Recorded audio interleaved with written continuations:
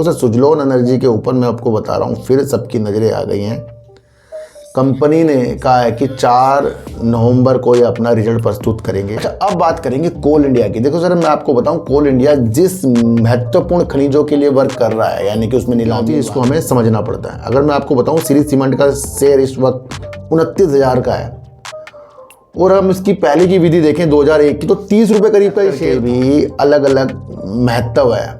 घर बनाना वहाँ सीमेंट लगता है, सड़क बनाना वहाँ सीमेंट लगता है, पुल बनाना वहाँ सीमेंट लगता है। बताऊँ, जनवरी से और ये जो मेरा अक्टूबर शुरुआत तक मेरी तबीयत बहुत ख़राब थी। मुझे 5 सेकंड भी खड़ा नहीं हो जाता था। और उससे पहले सुजलोन एनर्जी के अंदर 2 दिन के अंदर तेज़ी आ गई है। तो क्या विश्लेषक कह रहे हैं, क्या स्टॉप लॉस लगा रहे हैं, क्या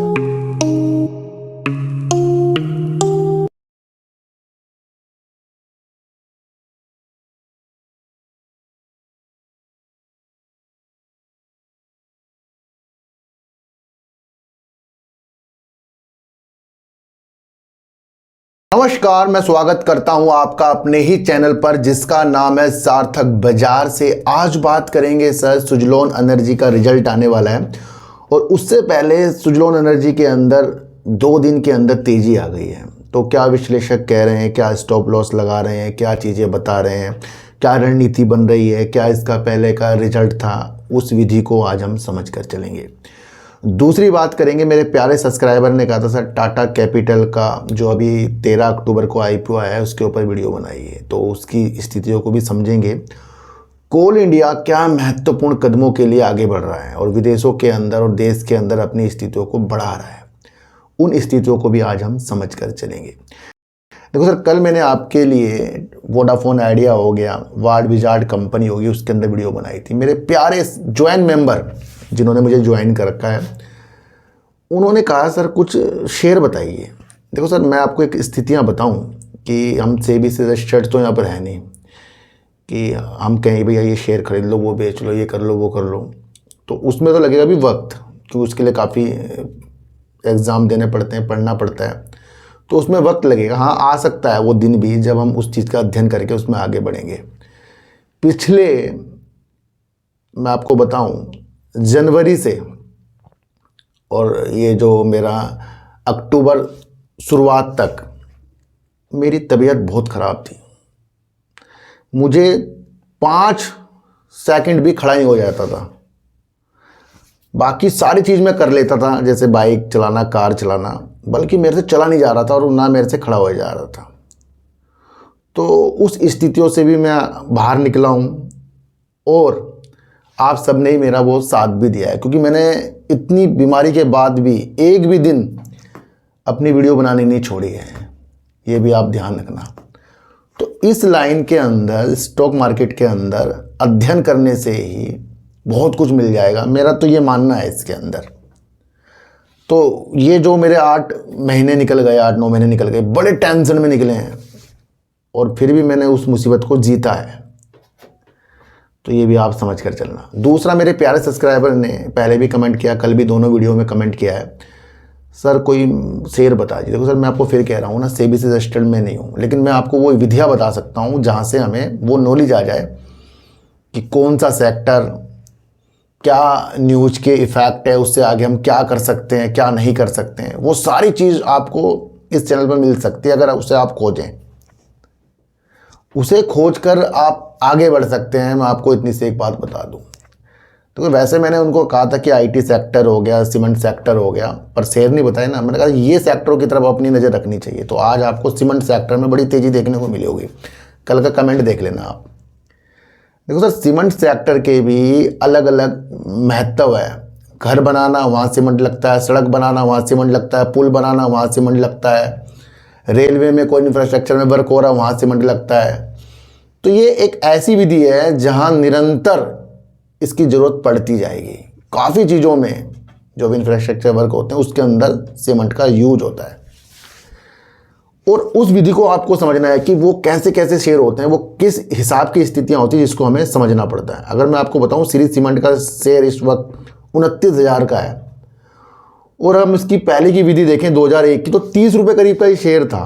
अब उस वक्त किसी ने इसके फंडामेंटल चेक करके इस शेयर को लिया हो, फिर हर 3 महीने में इसकी विशेषताओं को उन्होंने आंका हो, तो आज शेयर इससे पहले 31,000 के भी ये आपको टॉप दिखा कर गया है श्री सीमेंट, और आज 29,000 का है। तो 30 रुपये का शेयर 29,000 रुपये तक भी हो सकता है, अगर आपके सोच और आपकी धैर्यता और रुकने की क्षमता और कंपनी की देखने की क्षमता हमारे अंदर आ जाए।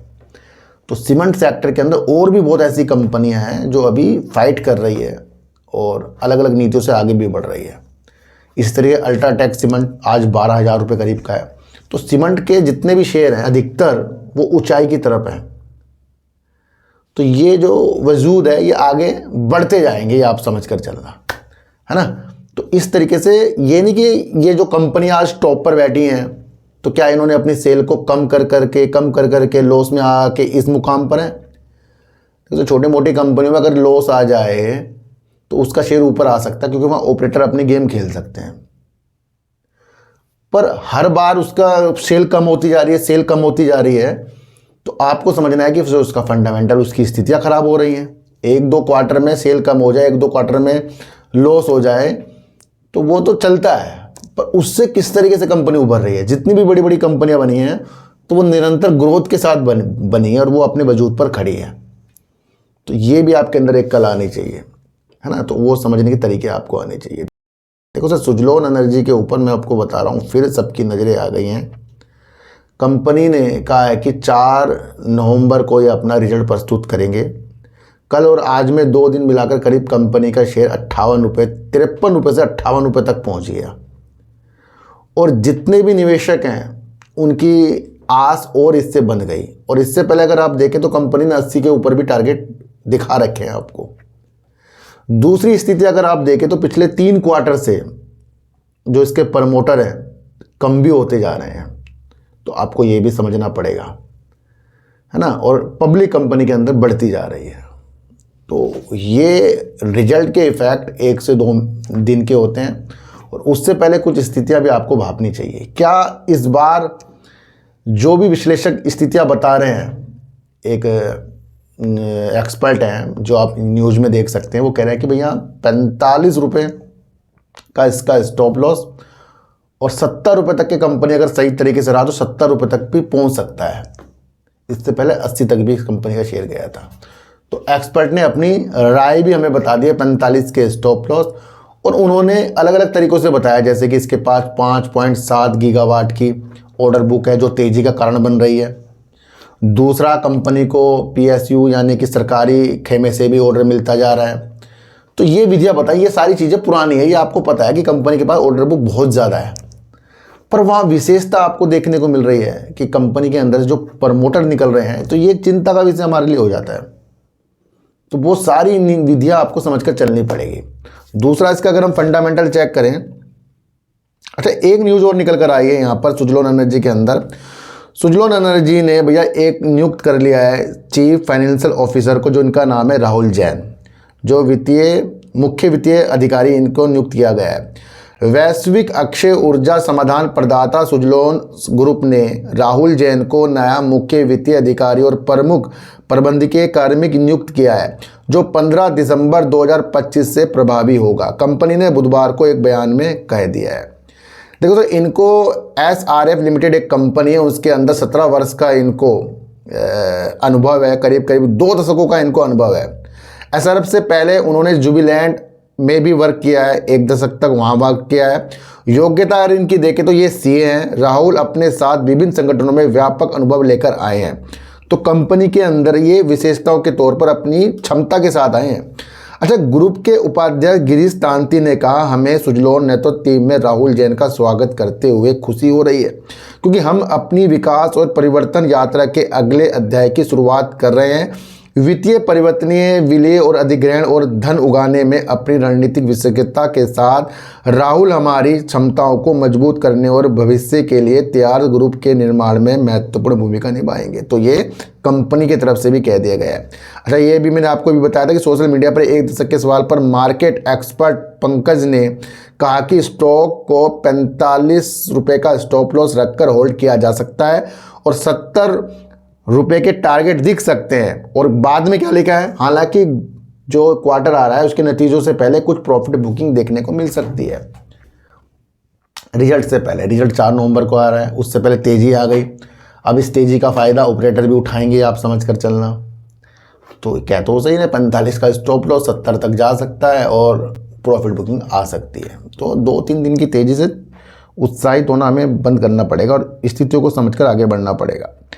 देखो सर, यही चीज़ लिखी गई है कि शेयर में तेज़ी क्यों आई है, मैंने आपको पहले ही बता दिया है। और इसके अंदर आप देखें तो CNBC TV 18 कह रहा भैया हम इसके बिल्कुल जिम्मेदार नहीं हैं, अपनी वित्तीय सलाहकार से चीज़ें कर लें। अगर हम जून 2024 की कंपनी की सेल देखें तो 2022 करोड़ की थी, जो 302 करोड़ कंपनी ने प्रॉफिट कर दिया था। और साल दर साल कंपनी ने अपने प्रॉफिट को बढ़ाया, जो 3132 करोड़, बहुत ज़्यादा सेल इनकी जून 2025 में हुई, जो 324 करोड़ का इन्होंने प्रॉफिट भी कर दिया था। लेकिन देखने का एक विषय बन रहा है कि अगर हम सितंबर 2024 देखें, 2100 की सेल हुई है इनकी करोड़ की। दिसंबर 2024 में 2975 करोड़ की हुई है। उसके बाद 3790 करोड़ की इनकी सेल हुई है मार्च 2025 में, है ना। और उसके बाद एकदम से इनकी सेल जो है 3132 करोड़ रह गई है। तो सर, ऑर्डर मिलना, उसका निष्पादन करने में भी वक्त लगता है। ऑर्डर मिला, सेल बढ़ गई, चीज़ें बढ़ गई, उसमें से कितना करा है ये भी हमारे लिए ध्यान रखने योग्य बातें होती हैं। तो अगर इसका रिजल्ट इस बार पिछले क्वार्टर से ज़्यादा आ जाए तो एक अच्छी बात हो जाएगी। और अगर ये पहले जो 3700 करोड़ रुपए करीब का इन्होंने अपनी सेल की थी, इस बार 3100 करोड़ की है, और अगर इसके बाद इन्होंने और कम करती गई तो फिर आपको सोचने के विषय बन जाएंगे, क्योंकि फिर कंपनी की निरंतर सेल कम हो रही है। 1-2 क्वार्टर में कोई बड़ी प्रॉब्लम नहीं होती, पर देखना आपको है कि अगले बार जब इन्होंने 3700 करोड़ की थी, अब 3100 करोड़ की है, तो अब कितनी सेल है, कम है या ज़्यादा है, तो वो भी इसके ऊपर आपको विशेष ध्यान रखना पड़ेगा। दूसरी स्थितियों को देखें, रिजर्व कंपनी के बाद 3374 करोड़ का है। अधिकतर कंपनी जो है कर्जा मुक्त है, आप समझ कर चलना। देखो सर, 3 क्वार्टर से कंपनी के अंदर प्रमोटर हो रहे हैं कम, जो 11.73% के बैठ गए हैं सितंबर 2025 में। एफआईज ने भी अपनी होल्डिंग को तीनों क्वार्टर से कम किया, जो 22.70% हो गई है। डीआईएस ने अपनी होल्डिंग को 10.14% कर दिया, जो इससे पहले उन्होंने अपनी होल्डिंग को बढ़ाया था।